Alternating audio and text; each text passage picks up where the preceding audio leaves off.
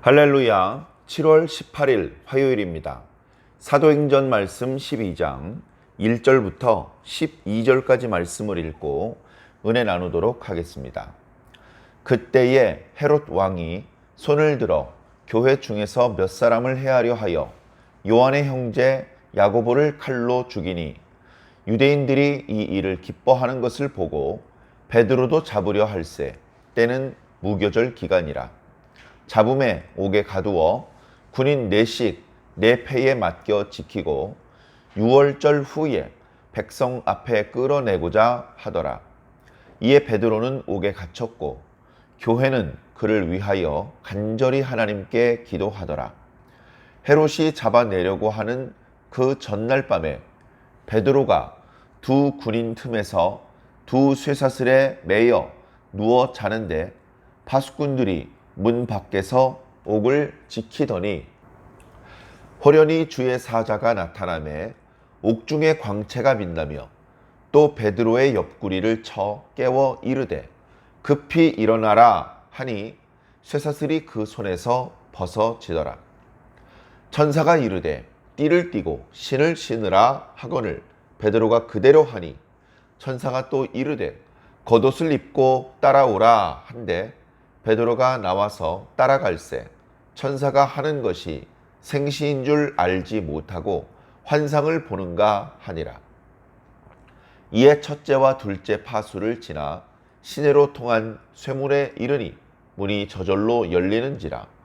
나와서 한 거리를 지나매 천사가 곧 떠나더라.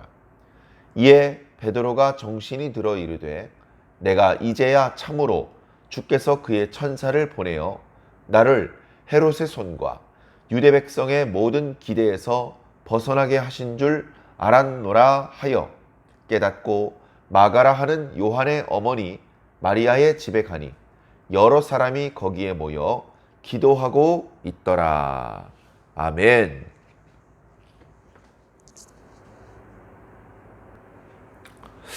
자, 말씀이 또 새로운 방향으로 흘러가고 있습니다. 우리가 지금까지는 이제 10장에 하나님께서 베드로와 고넬료를 만나게 하신 사건, 그것을 통해서 하나님의 뜻이 단지 유대인들에게만 복음을 전하며 그들 중에서 예수 그리스도를 믿는 사람들만 구원하시는 것이 아니고 이방인들에게도 하나님의 뜻을 전하며 그들 중에서도 믿고 구원을 받는 자들을 하나님께서 기뻐하시는 것을 하나님께서 이렇게 보여주셨죠. 그 처음의 오해, 그 고정관념을 깨는 이야기가 10장과 11장에 나타나고 있습니다.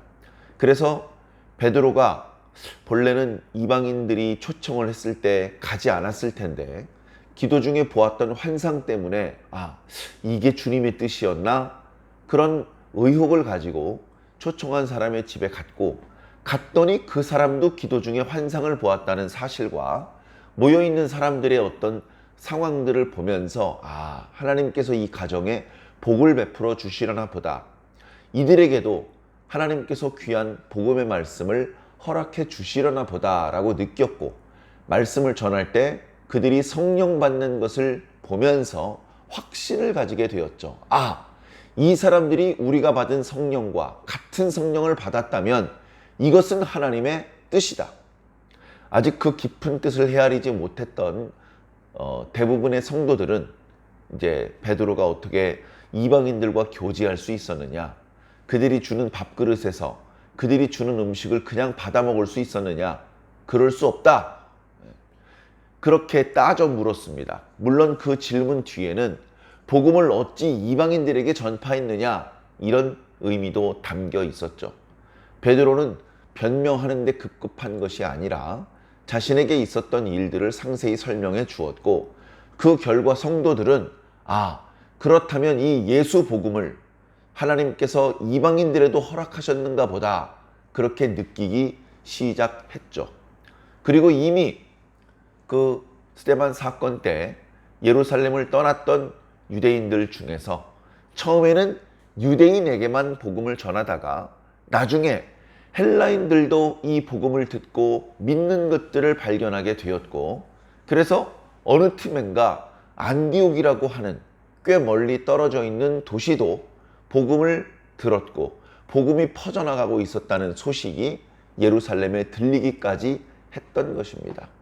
그래서 예루살렘에서 이번에는 전에 사마리아가 복음을 받아들였을 때는 베드로와 요한을 파송했었는데 이번에는 이제 바나바를 파송했죠. 말씀드렸던 것처럼 바나바는 원래 디아스포라 유대인 출신들이기 때문에 그런 디아스포라 출신 유대인들이 많은 안디옥 교회, 더군다나 이방인들도 그들 중에 예수를 믿으며 함께 예배를 드리고 있을 텐데 그들의 상황, 그들의 언어, 그들의 문화를 잘 이해하고 있는 바나바를 보내는 것이 적당하다고 생각했던 것 같습니다. 그래 바나바가 현장에 가 보니까 유대인과 이방인을 가리지 않고 복음이 선포되는 것을 보았습니다. 마음속에 큰 기쁨이 있었습니다. 그래서 여러분들 지금 잘하고 있으니까 계속 이 말씀과 이 은혜에 붙어 있으십시오. 그렇게 권면을 했습니다.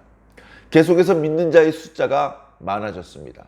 바나바 혼자만의 힘으로 그들을 돌보기에 어려움이 있었습니다.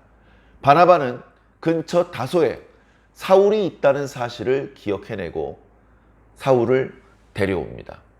그래서 사울과 함께 안디옥에서 복음을 전하는 일을 했습니다. 혼자서 참 어려움이 많았는데 바울이 오자 힘이 붙었습니다.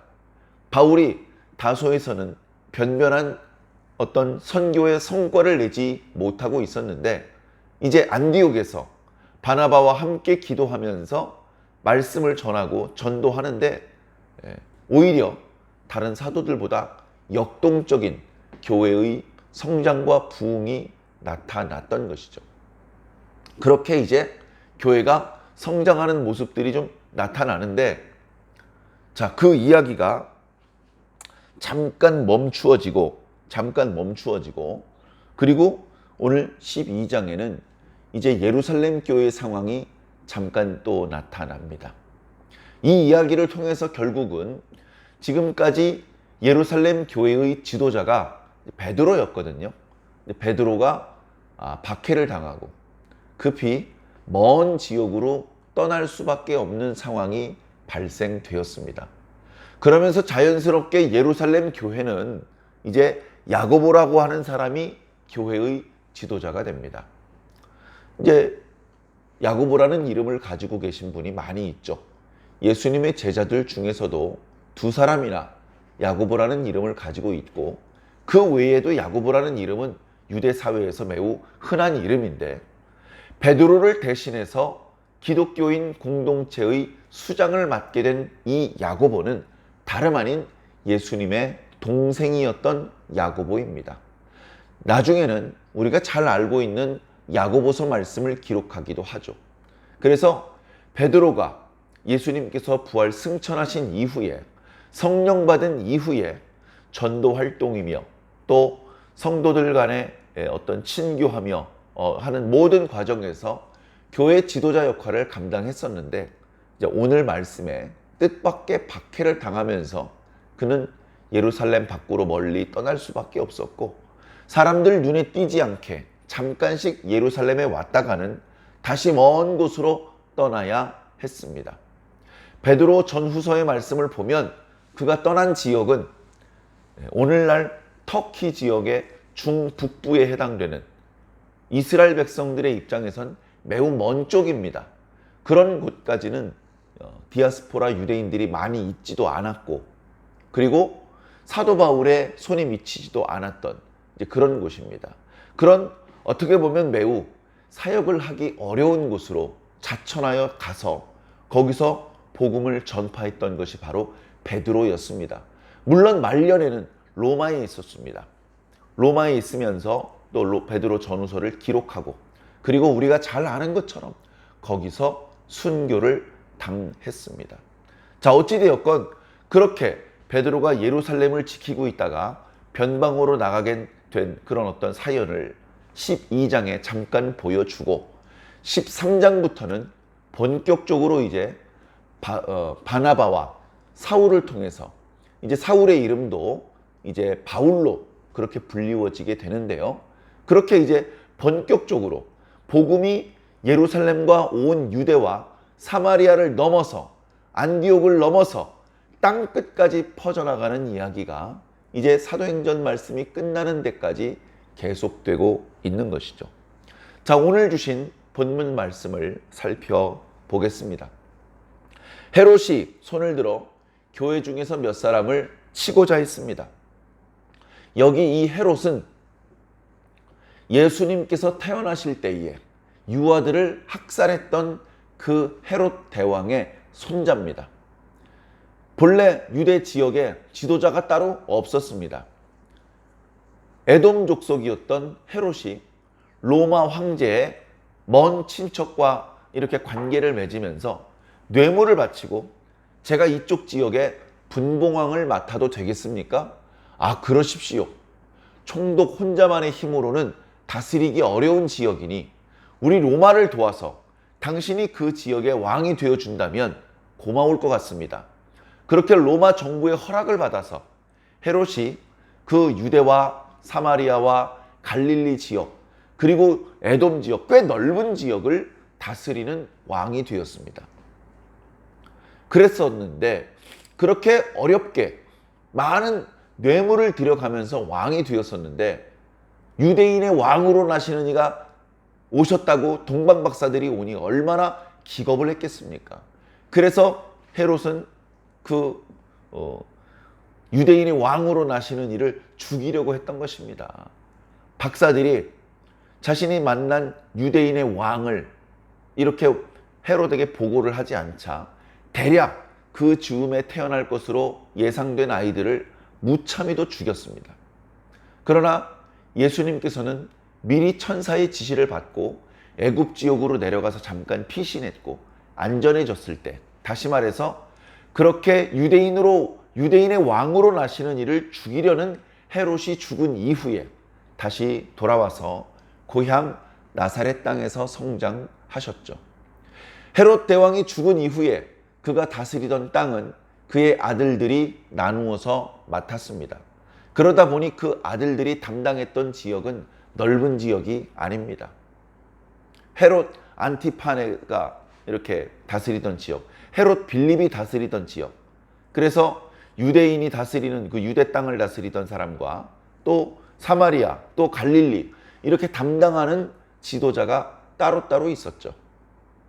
그러다가 이제 그들이 다 죽고 헤롯 아그리빠가, 오늘 말씀에 나타나는 헤롯이 헤롯 아그리빠 1세인데 그가 자기 부친이 다스리던 땅을 넘겨받아서 그 땅을 다스리고 있었고, 큰아버지 작은아버지가 돌아가시면서 그들이 차지하던 땅까지 본인이 직접 다스리게 되었습니다.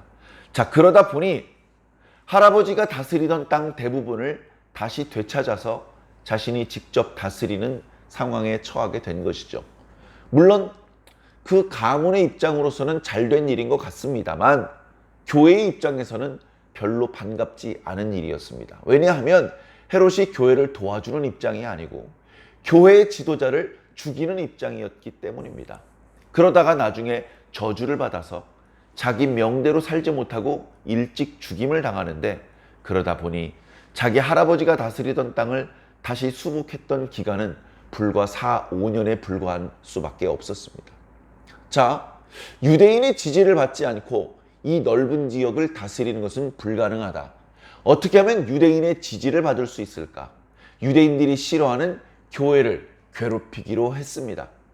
교회 지도자 몇 사람을 잡아서 죽이면 유대인들이 지지를 해줄 것으로 기대하고 교회 지도자를 찾았는데 그 중에 요한의 형제 야고보가 걸려든 것입니다. 요한의 형제라고는 했지만 요한의 형이죠. 그래서 세베대의 두 아들 야고보와 요한은 예수님의 12제자 중에서 형은 가장 먼저 순교를 당한 제자였고 요한은 가장 마지막에 순교한 제자가 되었습니다. 그래, 야고보는 별로 힘도 써보기도 전에 아차하는 순간에 잡혀서 순식간에 형이 집행이 되어버렸습니다. 그래, 교회의 주요한 지도자였던 세베대의 아들 야고보가 죽임을 당하자 많은 유대인들이 좋아했습니다. 야, 됐다. 이제 헤롯 대왕도 우리를 지지하고 있으니 이제 교회를 무너뜨릴 날은 멀지 않았다. 아마 그런 생각을 하면서 헤롯 대왕을 적극 지지했을 것입니다. 그 지지를 힘입어 이번에는 베드로를 잡아서 옥에 가두었습니다. 그래, 베드로도 어쩌면 속전속결로 형이 집행되어 형장의 이슬로 사라질 뻔했었는데 그때가 마침 무교절이었습니다. 자, 무교절은 6월절 다음 날부터 시작되는 일주일간의 절기였습니다. 6월절과 묶어서 8일 동안 계속되는 그런 절기죠. 절기가 진행되는 동안에는 죄인을 처형하는 법이 없었습니다.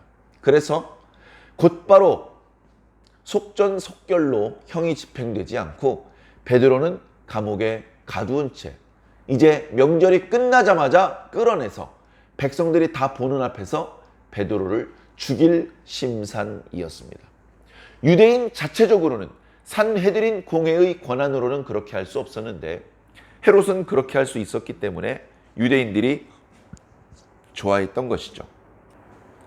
혹시나 베드로를 따르는 성도들이 베드로를 강제로 이렇게 탈옥을 시킬까 해서 4명씩 4패, 다시 말해 16명이 베드로 한 사람을 지키게 했습니다.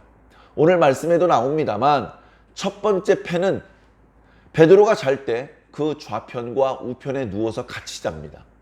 2명은 문 밖에서 지키고, 그리고 나머지 패들은 이제 그 바깥에 있는 문들을 지키는데 그 여러 패들이 교대해 가면서 잠시도 빈틈을 보이지 않고 베드로를 지켰습니다. 그렇게 해서 명절이 끝나면 확실하게 베드로를 죽이려고 했던 모양입니다. 자, 그러던 상황에 교회는 손을 쓸 수가 없으니 하나님께 기도하는 수밖에 없어서 정말로 열심히 기도했습니다. 전도도 해야 되고 예배도 드려야 되고 기도도 해야 되고 친교도 해야 되고 많은 일들이 있었는데 어쩌면 베드로가 옥에 갇히면서부터 다른 일들을 좀 줄이고 자주 모여서 기도에 힘을 썼던 것 같습니다. 예수님께서 부탁하셔서 다락방에 모여서 그렇게 성령 주시기까지 기도에 전혀 힘을 썼던 때 이후로 또 이때 성도들이 모여서 기도에 힘을 썼던 것 같습니다. 한 군데서만 그렇게 된 것은 아니었을 것입니다. 이곳 저곳에서 성도들이 모여서 기도할 수 있는 곳에서 모여서 기도했던 것 같습니다. 베드로는 오랜 수감 생활 가운데 지쳐서 그날 밤도 쓰러져 잠들어 있었습니다. 이제 하루만 더 지나면 베드로는 꼼짝없이 형장의 이슬로 사라질 수밖에 없는 상황입니다. 그 형이 집행되기 바로 전날 밤 하나님께서는 천사를 보내셨습니다. 그리고 그 천사가 옥에 나타나자 그곳에서는 알 수 없는 빛이 감돌았습니다. 천사는 베드로의 옆구리를 발로 쳐서 깨웠습니다. 작은 목소리로 베드로야 일어나라 이렇게 이야기하셨을 것입니다.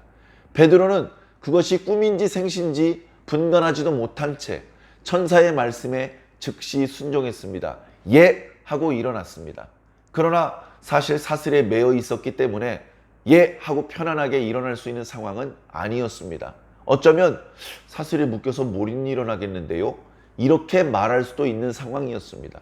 그러나 베드로는 자신도 모르게 벌떡 일어났고 일어나자마자 그의 양쪽 손을 묶고 있던 사슬은 저절로 풀어졌습니다. 그리고 옷을 입고 신을 신으라 그대로 했습니다. 그럼 이제 겉옷까지 입고 나를 따라와라. 그래서 천사가 앞장서는 대로 베드로는 그의 뒤를 따라갔습니다. 여러 간수들이 베드로가 도망가지 못하게 또는 제3의 인물들이 들어와서 베드로를 데리고 가지 못하게 지키고 있는데 그들이 새벽 깊은 시간에 모두 잠들어 있었고, 그리고 천사의 뒤를 따라가는 베드로는 문들이 열리는 것을 보면서 계속해서 천사의 뒤를 따라갔습니다.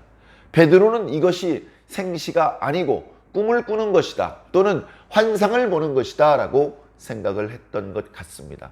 그런데 맨 마지막 철문까지 열리면서 이제 감옥 밖으로 일반 사람들이 사는 길거리로 나오게 되었습니다. 그러더니 천사가 되어진 일들을 설명하고 나는 이제 그만 가볼 테니 자네는 성도들을 위로해 주게나, 뭐 이런 말씀을 하고 가신 것이 아니고, 어찌된 사연인지 그 천사는 사정 설명도 없이 뒤도 돌아보지 않고 사라져 버렸습니다. 어디 가십니까? 어디 가십니까? 뛰어가 보았지만 이미 천사의 모습은 보이지 않았습니다. 그제서야 하나님께서 천사를 보내서 자신을 헤롯과 유대인들의 손으로부터 구원해 주신 것을 깨닫고 자신을 위해서 기도해 줄 그 성도들을 찾아갔습니다. 마가라고 하는 요한의 어머니 마리아의 집에 찾아갔죠. 그래서 문을 두드렸습니다. 당연히 문이 잠겨 있었을 것입니다. 교회의 지도자도 옥에 가두는 마당에 성도들이 무슨 힘이 있었겠습니까? 두려운 마음에 문을 걸어 잠그고 베드로를 위해서 기도하고 있었을 뿐이었을 것입니다. 자, 그렇게 오늘 말씀은 마무리가 됩니다. 오늘 말씀을 통해서 드리고 싶은 말씀이 많이 있습니다만 오늘은 이런 부분을 생각해 보면 좋을 것 같습니다. 베드로만 주님의 제자가 아니옵니다. 야고보도 주님의 제자입니다. 베드로만 예수님 부활 승천 이후에 사도가 된 것이 아니고 야고보도 주님의 세우신 사도였습니다. 귀중한 일꾼이었습니다. 베드로 못지않게 예수님께서 주셨던 말씀과 기적들을 많이 체험을 했던 아주 귀중한 일꾼이었습니다. 그러나 야고보는 죽었습니다. 야고보는 거리에서 많은 사람들에게 뭐라고 설교를 했었는지, 성도들 앞에 뭐라고 기도를 했었는지 아무 기록이 없습니다. 그를 통해서도 어쩌면 복음을 선포하게 하실 수 있고 잃어버린 영혼을 구제하실 수 있었을 텐데 베드로에 대해서는 많은 기록이 있지만 안타깝게도 야고보에 대해서는 기록이 없습니다. 베드로를 위해서는 기도하는 성도들이 있었지만 야고보를 위해서는 성도들이 기도했다는 기록도 없습니다. 베드로를 위해서는 하나님께서 천사를 보내셨지만 야고보를 위해서는 아무것도 보내지 않으셨습니다. 왜 그랬을까요? 우리가 모르게 야고보가 범죄했나요? 변절했나요? 우리는 어리석게 그렇게 생각해서는 안 될 것입니다. 다 똑같은 주님의 제자입니다. 특별히 누구는 죄가 있고 누구는 죄가 없고 그렇게 말하기에는 속된 말로 도토리 키재기입니다. 주님의 입장에서 보았을 땐 다 거기서 거기인 것이죠. 그런데 누군가는 구원을 받고 복을 받고 누군가는 그것을 누리지 못할 수 있습니다. 그것을 굳이 알아내려고 하지 않으시기를 바랍니다. 오늘날 우리들의 상황도 마찬가지죠. 어떤 목회자는 젊은 나이에 큰 교회 담임 목사님이 되어서 생활비 걱정 없이 성도들의 섬김과 존경을 받으면서 또 목회를 합니다. 그런가 하면 또 다른 어떤 목회자는 성도들이 얼마 없는 곳에서 정말 어렵게 눈물과 피와 땀을 흘리면서 그렇게 목회를 합니다. 왜 그렇습니까? 그렇게 힘들게 목회를 하는 목회자는 주님께 지은 죄가 있어서 그 죄값을 치르느라고 그렇게 고생을 하는 것입니까? 보니까 아니더라고요. 그렇게 생각해서는 답이 안 나오더라고요. 우리는 그런 형편과 조건을 너무 마음에 담아두면 안 될 것 같습니다. 그저 적은 사람 앞에 복음을 전하라고 하시면 그 모여있는 숫자가 많지는 않지만 최선을 다해서 거기서 말씀을 전하고 기도해야 되고 사람이 많으면 많은 대로 최선을 다하면 그뿐인 것입니다. 생활비를 충분하게 주면 감사히 생각하며 그리고 자기가 생활하고 남는 부분이 있으면 주변에게 나누면 좋을 것이고요. 생활비가 부족하면 주님의 이름을 부르며 간절히 도움을 호소하고 주님께서 도와주셨을 때 하나님께 영광을 돌리며 자신에게 주어져 있는 책무에 최선을 다하면 될 것입니다. 어리석은 것에 주목하지 말고 그보다 더 크고 중요하신 주님의 뜻에 주목하시기 바랍니다. 베드로의 모습을 보면 자신의 죽음을 담담히 받아들이고 있는 것 같습니다. 굳이 구원해달라고 밤잠을 설쳐가면서 기도하는 것은 아닌 것 같습니다. 피곤하기도 했겠지만 내가 죽어도 주님은 살아계시고 내가 죽더라도 교회에 여러 지도자들이 있으니 주님의 뜻은 계속해서 펼쳐져 나가겠지, 그런 생각을 하면서 어쩌면 남겨진 사도들과 성도들을 위한 기도를 하고 그날도 잠을 청했던 것 같습니다. 그러나 주님께서 한 번 더 기회를 주신 것뿐이죠. 그래서 자신을 구원해 주신 것을 감사하며 예루살렘 교회를 야고보에게 부탁하고 본인은 먼 곳으로 나가서 복음을 전하게 되었던 것입니다. 우리 각자를 향하신 하나님의 뜻이 있습니다. 그것은 상도 아니고 벌도 아니고 그저 하나님의 뜻인 것입니다. 너무 늦지 않게 그 뜻을 발견하시고 깨달으시고 주님의 뜻을 따라 최선을 다해 주시기를 예수님 이름으로 간절히 축원합니다. 아멘.